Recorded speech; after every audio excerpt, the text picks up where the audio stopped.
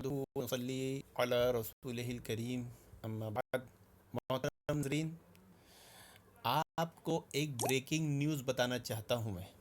और वो breaking news ये है कि ये मुक़ल्लिदीन जो आज तक अपने मज़हब को बचाने और चलाने के लिए हमेशा सऊदी सऊदी सऊदी का हवाला दिया करते थे, अब एक ब्रेकिंग न्यूज़ आ रही है जो ख़ुद इन मुक़ल्लिदीन के उलमा की ज़बानी आप सुनेंगे कि इन्हें सऊदी से ही गुमराह डिक्लेयर किया जा रहा है।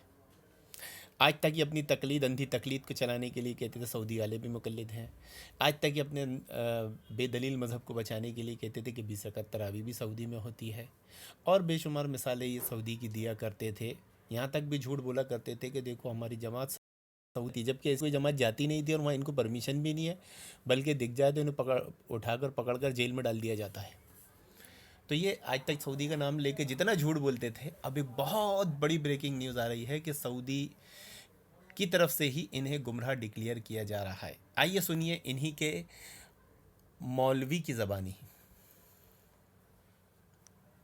लेकिन एक चीज़ याद रखिए कि इसमें ये एक बहुत खूबसूरत धोखा दे रहे हैं, जो मैं आपको ये वीडियो सुनाने के बाद, ये ऑडियो उसकी वजाहत करूँगा। ये कैसे खूबसूरत धोखा मुगालता दे रहे हैं अपनी अनपढ़ जाहिल आवाम को, ताकि वो और बेहोश रहे और हक से दूर रहे, हक को समझ ना पाए। दूसरी तजवीज़ मेरी एक और है, मैं हिम्मत करके अपना फ़र्ज समझकर उसको अर्ज़ करता हूँ। बहुत अरसे से मेरे दिल में है कि अरबाब दारुल उस मौजू पर गौर फरमाएं। मुझ नाचीज़ का ख्याल ये है कि अकाबिर दारुल को सऊदी हुकूमत से एक संजीदा और बाज़ाब्ता गुफ्तगू का आगाज़ करना चाहिए। मैं खुद देखा आपने, ये असल में बहुत बड़ा धोखा और मुगालता है अपनी आवाम को, क्योंकि अब ये सऊदी की तरफ से गुमराह डिक्लेयर हो रहे हैं और इनका भांडा फूट रहा है। तो ये अपनी अनपढ़ जाहिल आवाम को क्या धोखा मुगालता दे रहे हैं। यानी हमारी इतनी इमेज, हमारी इतनी अहमियत है कि हमसे सऊदी गवर्नमेंट बात करेगी, हम सऊदी गवर्नमेंट से बात कर सकते हैं। हकीकत तो ये है कि अब उनकी तरफ से इनको गुमराह डिक्लेयर कर दिया गया है, गुमराह डिक्लेयर किया जा रहा है। तो ये अपनी जान बचाने के लिए ये बोल बच्चन कर रहे हैं, अपनी जाहिल अनपढ़ आवाम को धोखा देने के लिए ये मुगालता दे रहे हैं। ये कभी सऊदी गवर्नमेंट से बात नहीं करेंगे क्योंकि जिस दिन इन्होंने सऊदी गवर्नमेंट से बात की है, उस दिन ये सर्टिफाइड गुमराह हो जाएंगे। फिर इनको सर्टिफिकेट सद मिल जाएगी कि ये जमात, ये गिरोह, ये फ़िरका गुमराह है। तो ये क्या है, वो कहावत सुने ना कि जब आदमी नीचे गिर भी जाता है तो टांग ऊपर कर देता है कि देखो मैं गिरा तो ज़रूर हूँ, मेरी टंगड़ी ऊपर है। अब ये गुमराह तो डिक्लेयर हो रहे हैं, तो ये क्या कर रहे हैं, ये क्या कर रहे हैं कि अपनी आवाम को ऐसे धोखे दे रहे हैं कि जैसे देखो अब हम सऊदी गवर्नमेंट से बात करेंगे, तुम घबराओ मत, तुम वो मत हो, हम ऐसा होने नहीं देंगे, वगैरह वगैरह। कुल मिला के ये अपनी अनपढ़ जाहिल आवाम को धोखे मुगालते देने के लिए हर मुमकिन कोशिश करते हैं, हर मुमकिन कोशिश करते हैं कि वो हक को समझे ही नहीं। आइए आगे सुनिए। खुद सऊदी अरब में रहा हूँ और उसी जामिया इस्लामिया का एक तालिब इल्म हूँ जहाँ से गैर मुक़ल्लिदियत का ये सारा मसला पूरी दुनिया में फैलाया जा रहा है। 8-9 साल मेरे वहाँ गुजरे हैं। मैं एक बात अर्ज़ करना चाहता हूँ, ये सही है कि राब्ते आलम। पहली चीज़, आज तक तो ये बोलते थे कि सऊदी मुक़ल्लिद है, हम्बली है। अब बेचारे ये बोल रहे हैं कि सऊदी वाले अहले हदीस है, क्योंकि गैर मुक़ल्लिद अहले हदीस को कहते हैं गैर मुक़ल्लिद हम्बली मुक़ल्लिदों को नहीं कहते ये। अब ये ख़ुद मान रहे हैं कि मदीना यूनिवर्सिटी, मदीना वाले कौन है, अहले हदीस है। अहले हदीस मसलक मनहज की दावत कहाँ से दी जा रही है, मदीना यूनिवर्सिटी से ही। तो फिर ये आज तक क्यों झूठ बोलते थे कि सऊदी वाले मुक़ल्लिद है, हम्बली हैं। मालूम हुआ कि दोनों हाथ में लड्डू रखते हैं, सिर्फ इसलिए कि अपनी अनपढ़ जाहिल आवाम हक को ना समझे, हक से दूर रहे, धोखे मुगालते में जीते रहे। जैसे ही वो होश में आए वैसे एक नया मुगालता देकर फिर बेहोश कर दिया जाए। अब ये 8-10 साल वहाँ रहे हैं, तो वहाँ ये बोल के नहीं रहे हैं कि मैं पक्का देवबंदी हूँ, बल्कि मैं आपको लिख कर देता हूँ कि वहाँ पर ये अपने आप को अहले हदीस बोल कर रहे होंगे, अहले सुन्नत बोल के रहे होंगे। और इनके मौलवी यहाँ से जाते हैं तो वहाँ जाके अहले हदीस बन जाते हैं, وہاں جا کر چندے کرتے ہیں تو اہل حدیث کے نام سے کرتے ہیں، پھر وہاں سے پیسہ لا کر یہاں حنفی مقلد بن جاتے ہیں اور پھر اہل حدیث کے خلاف ہی زہر اگلتے ہیں۔ اب ان کی چالاکی مکاری کا بھانڈا پھوٹ چکا ہے اور یہ سعودی گورنمنٹ بھی سمجھ چکی ہے، اور جس کا ان کو آگے انجام نظر آ رہا ہے، تو اپنی جاہل عوام کو بچانے کے لیے، اپنے فرقے کو بچانے کے لیے، انہیں دھوکے اور مغالطے میں رکھنے کے لیے یہ سب جملے بازی ہے۔ اسلامی نے وہ تجویز پیش کی جو ہمارے حضرت محتم صاحب دامت برکاتہم نے اس کو نقل کیا، اس کے ایک حصے کو، اور یہ بھی صحیح ہے کہ سعودی حکومت کا اپنا مسلک جو علانیہ ہے، اور یہ بھی صحیح ہے کہ بہت سے علماء کا مسلک کچھ اور ہے، لیکن اس حقیقت کا انکار نہیں کیا جا سکتا۔ دیکھیں بھائی، بیچارے کہیں پر بھی چین ہی نہیں ہے ان کو، کبھی بولتے وہ حنبلی ہے، کبھی بولتے وہ اہل حدیث ہے۔ ارے بھائی، مذہب تو علماء سے ہوتا ہے نا، سیاست سے مذہب کیسے پتہ چلے گا؟ اور سیاست میں بھی تو ان کے علماء ہی ہیں۔ محمد بن سلمان ان کے بیٹے، وہ بھی تو عالم ہی ہیں، تو ان کے علماء کا مذہب تو اہل حدیث ہے۔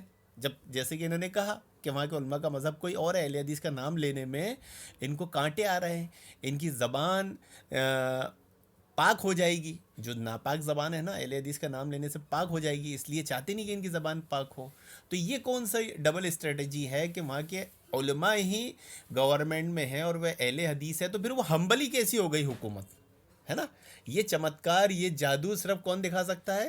چرب زبان مقلد، اپنی ہی عوام کو دھوکے مغالطے میں رکھنے والا، حق سے دور رکھنے والا مقلد۔ کہ غیر مقلدیت کے اس فتنے کو اصل میں ساری طاقت سعودی حکومت سے پہنچ رہی ہے، اس کو نظر انداز کیا جائے گا تو ہم فتنے کے جڑ اور فتنے کے سر چشمے کو کچلے بغیر ہم اس کے امتدادات اور اس کے تسلسل اور اس کے باہر پہنچنے والے اثرات ہی سے لڑتے رہیں گے۔ میں حوالے کے طور پر پیش کرنا چاہتا ہوں سعودی دیکھا آپ نے، انہوں نے خود ایکسیپٹ کر لیا ہے کہ اہل حدیث مسلک، اہل حدیث منہج کو پھیلانے میں سعودی حکومت پیش ہے، تو پھر یہ سعودی حکومت سے بات کیا کریں گے؟ کیا ہاتھ پیر جوڑیں گے، معافی مانگیں گے، توبہ کریں گے، رجوع کریں گے؟ جیسے کہ آپ نے قادر خان کی پکچر میں دیکھا ہوگا نا کہ میری تو منسٹر سے ایسی ہے ویسی ہے، چلتی ہے، جا کے اس کے پاؤں پکڑ کے کام بنا لیتا ہے اور باہر آ کے شیکیاں بھگارتا ہے۔ تو یہ سعودی گورنمنٹ سے کے سامنے آ کے رجوع کر لیں گے، جیسے جا کے وہاں جا کے اہل حدیث بن کے چندے کر کے لے آتے ہیں، یہاں کے شیخی بھگارتے ہیں، دیکھو ہمیں دیوبند والوں کو، حنفیوں کو اتنا دیتے ہیں۔ حقیقت نہیں معلوم ہوتی ان کے عوام کو، تو یہ جا کے سعودی گورنمنٹ کے ہاتھ پاؤں پکڑ لیں گے، لیکن ادھر آ کے کیا مائک پہ بیٹھ کے سیکی بھگا رہی ہیں کہ ہم بات کریں گے۔ کیا بات کریں گے جب سعودی گورنمنٹ خود اہل حدیث مذہب کو پرموٹ کر رہی ہے، اور دیوبند مذہب اور حنفی مذہب کے باطل ہونے کی دلیل یہ ہے کہ اسے پرموٹ نہیں کر رہی ہے؟ یہی بہت بڑی دلیل ہو گئی منہج اہل حدیث کے حق ہونے کی۔ حکومت کا جو شعبہ دعوت و ارشاد ہے اور اس کا جو شعبہ توعیت الجالیات ہے، اس کے حائل کے مرکز کے زیر اہتمام ابھی کچھ دنوں پہلے ایک تقریر کی گئی ہے، جس تقریر کی سی ڈی پوری دنیا میں لاکھوں کی تعداد میں پھیلائی گئی ہے۔ اس میں کہا گیا ہے، اس تقریر کا عنوان ہے کہ صرف قادیانی ہی کافر کیوں؟ اور پھر اس پوری تقریر کا خلاصہ یہ ہے کہ مرزا غلام احمد قادیانی بلا وجہ بدنام ہیں، ان سے پہلے اسی طرح کی کفریات حنفیوں اور صوفیوں کے بڑے بڑے بزرگ بک چکے ہیں، اور جن بزرگوں کے اس میں نام لیے گئے ہیں، میں ان میں سے چند کے نام لیتا ہوں۔ اس میں پہلا نام لیا گیا ہے، پہلا اگر کہنا مشکل ہو تو میں کہتا ہوں اس میں ایک نام ہے ملا علی قاری کا، دوسرا نام ہے امام ربانی مجدد الفسانی کا، تیسرا نام ہے نابغ عصر حضرت مولانا رشید احمد گنگوہی رحمۃ اللہ علیہ کا، چوتھا نام ہے شیخ الحدیث حضرت مولانا محمد زکریا صاحب کا، اور آخر میں کہا گیا ہے کہ پوری جماعت دیوبند قادیانیوں کی طرح کافر ہے۔ یہ تقریر سعودی حکومت کے سرکاری، دیکھا آپ نے اب تو سعودی حکومت کی طرف سے بھی انہیں کیا بڑے بڑے لقب و انعام مل رہے ہیں، لیکن دیکھیے ایک بات ہے یہاں پر کہ بات انصاف کی ہو، اور اللہ رب العالمین نے قرآن مجید میں اور احادیث مبارکہ میں، کتاب اللہ یعنی قرآن اور حدیث میں یہ بات ہمیں بتائی ہے کہ مسلمانوں ایمان والوں تم جب بات کرو حق کی کرو، کیونکہ انصاف کرنے والوں کا مقام یہ ہے کہ اللہ تعالیٰ کے پاس نور کے ممبروں پر دائیں جانب ہوں گے، اور اللہ تعالیٰ کے دونوں ہی ہاتھ دائیں ہیں۔